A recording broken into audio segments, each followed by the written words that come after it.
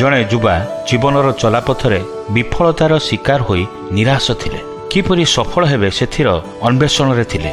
से blue blue हठात जड़े ज्ञानी व्यक्ति देखाला।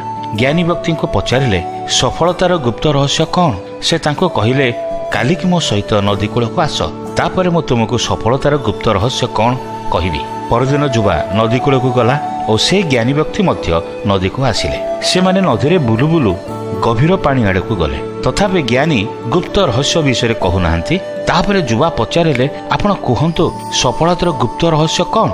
ज्ञानी व्यक्ति बलिष्ठ थिले। से युवा को गभीर पानी रे ठेली देले। युवा जेते चेष्टा करुथिले तथापि तांको सेतिकी भीतर को ठेली दउथिले। तापरे किछि समय परे पानी रो बाहर कले और युवा को पचारिले तुमे पानी रे थिबा समय तुमको कौन अधिक आवश्यक थिला जहा तुम सफलतार कारण बोली तुमे भाबुछ।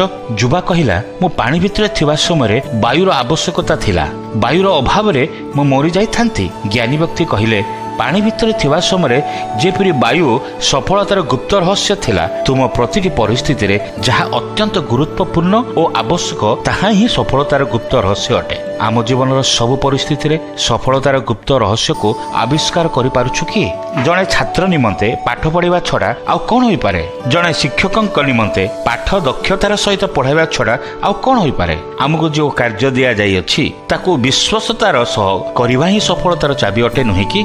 जदि आमे विश्वस्त भावे कार्य करू ईश्वर आम सहित रहिबे आमको सफलता देबे। ईश्वर बाइबल रे ए कथा कहंती ए निमंते तुम्हे माने ए नियमर सकल वाक्य मानी पालन कर तहिरे तुम्हे माने जहा जहा करिवो से सब रे कुशलता प्राप्त हबो।